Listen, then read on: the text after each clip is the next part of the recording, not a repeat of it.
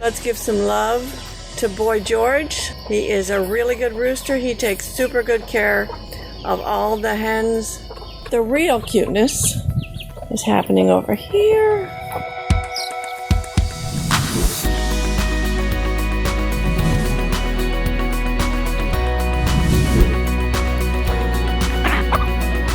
The reason I love having a rooster in the flock is because he is the protector.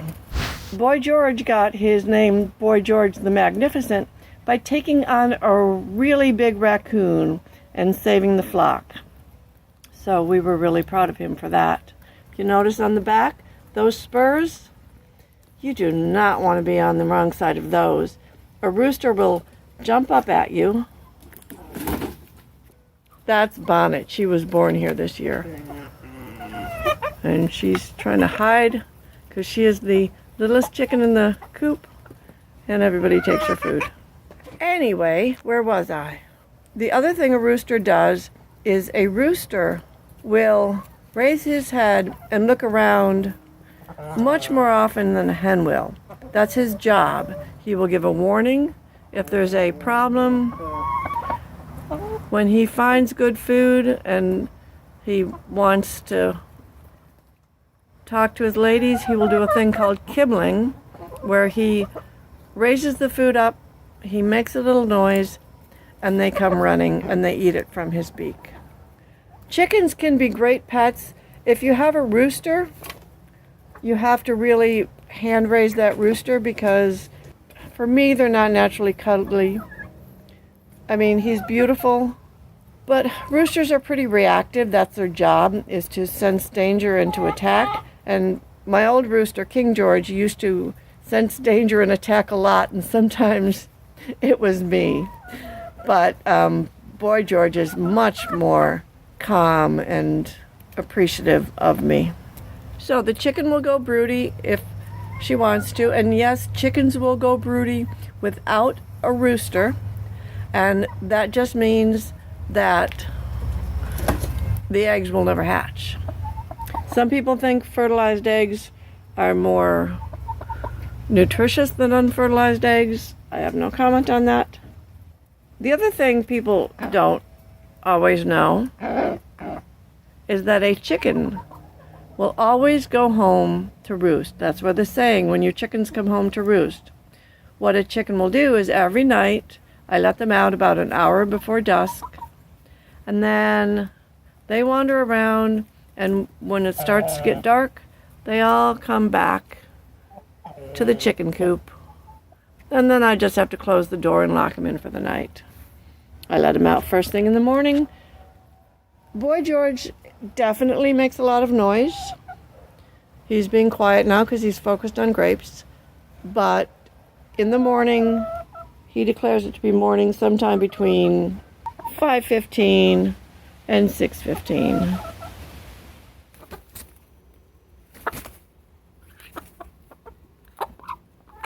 If they can't make it to their coop, like one night I thought everybody was accounted for, but I neglected to count my chickens, and they'll just roost as close to the coop as they can. And luckily, there were no raccoons out that night. Natural predators are, of course, raccoons, and snakes will sometimes come in and try to steal the eggs. Rats can be a problem because you have feed out. But all in all, there's nothing more rewarding than chickens. Not only are the fresh eggs amazing, but they all have such distinct personalities, and they create friendships and alliances.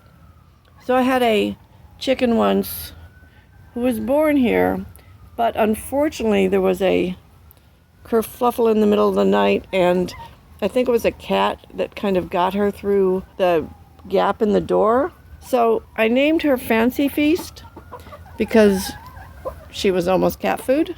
But Fancy Feast survived and lived in the house for a couple months, but she had several disabilities, and she just wasn't thriving. And part of it was because I had to keep her separate because she was injured. So I went and I got her a baby. And within a week after giving her a baby chick, she just started to flourish. She roosted for the first time, and she and that baby chick were best friends forever. When the 3 hens were all fighting, at the end of it I had one baby that was just like not really, everybody was like, hey, that's your kid. No, that's your kid. So that white chicken you see there, her name is Indy. Indy adopted that little baby, and they stayed best friends. Yeah, Little Blue thinks that's a great story. Chickens are remarkably smart, and you can also count on them to entertain you endlessly. When I didn't have roosters, my hens were very, very friendly, and I would pick them up and they would sit on my shoulder. So if you're thinking about getting chickens, there are challenges and diseases.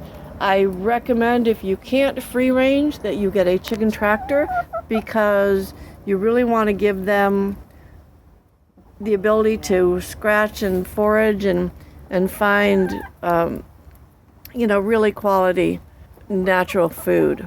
I throw all my compost in here. I've heard people say, oh, chickens can't eat this or chickens can't eat that, but I figure chickens are smart enough to know.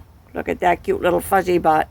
I figure chickens are smart enough to know what they can and cannot eat. So I just throw all the compost in here, and I have never had a problem with that. For maintenance, I do give them kimchi. I also give them, every once in a while, a little bit of apple cider vinegar in the water, maybe a teaspoon to a gallon or something like that. I haven't had really any problems with my chickens. I have had a couple times one get egg bound, and you basically bring her in the house and you put her in a bucket of warm Epsom salts, and that should solve the problem. You'll notice I'm not giving them any more grapes, because grapes are a treat and we don't want to give them too many. Yes, I said that. No, I won't change my mind. So let's take a look around chicken heaven. So this kind of is their pen area. So as you can see, they got a pretty good space to wander around in and be chickens. You definitely have to make sure your chickens always have water, whether it's cold or hot. These are fine for a small flock. I also have this, which thank you for that demonstration, Little Blue. Good job. They drink out of that. That's kind of my backup system. I love chickens. So this is the coop, and you can see that's where they roost. And then I lock them in just because raccoons can be pretty tricky. This is a nesting area, and also some of them sleep in here at night. I use these pine chips, and I usually scrape, so I only have 8 hens and a rooster. I scrape this off, I don't know, maybe every 3 months, and I put it in the garden, and then I put down fresh bedding. This is if I have to separate for any reason. If you bring a new chicken into the flock, first of all, you never want to bring a chicken that is a single chicken. It's best to bring them in pairs for a lot of reasons. I'm not going to give you the whole. So if you bring a couple chickens in, you want to put them in something like this so the other chickens can see them, but they can't interact yet. And then after a while, they'll be like, oh, yeah, it's you. And then you can let them out, and they will all get along. But there's definitely a pecking order, and so you have to let them find that pecking order. And then the nesting boxes, oh, look at that. They don't always lay in the nesting boxes, but I guess they heard me say there was going to be a video. So the sound you hear, so that's an alarm call. And it's not a serious alarm or they'd be a lot louder. But that was just kind of George saying, hey, I heard something. Check it out, check it out. Chickens are also very curious. And there are so many different breeds of chickens and they all interbreed, so there's just so many varieties of chickens and they're just so beautiful. And chickens are really soft. I didn't know that until the first time I held one. And they're really, really soft. On average, you want one rooster for every, 8 to 10 hens. So if you have the good fortune to be able to have more than 10 chickens, you can have 2 roosters. Roosters generally will get along if they've been raised together. And in general, they're not going to fight unless they've got a real problem. So when my first rooster, King George, came, Little Blue wants to be. She's like, make me a star. So when I first got my rooster, I got, he was an Americana. Those of you who have been watching for a while know King George. And at the same time, they brought me another chicken, which they thought was a hen, and they brought them together so that they wouldn't be lonely. Well, it turned out this second chicken was also a rooster, and they were raised together, so they got along fine. But the second rooster was a different breed. His name was Birdie, and Birdie did not mature as quickly as King George. And I didn't know whether to be touched or horrified, but during the process, at one point, King George actually held down a hen so that Birdie would learn how to mount. If you do want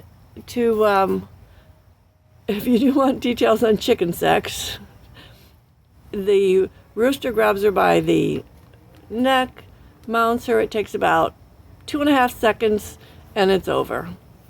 And you can usually tell his favorite you can usually tell his favorite hen because you'll see near her tail a lot of her feathers are gone. Boy George is an equal opportunity rooster, so he's pretty good about sharing the wealth, and that way nobody gets overworked. That's an example of the pecking order. She is probably just now coming into maturity. She's about 4 to 6 months old, that little girl in the back. And they pick on her a little bit. But when she gets bigger, they won't pick on her as much. So that's chickens, and everyone should have chickens.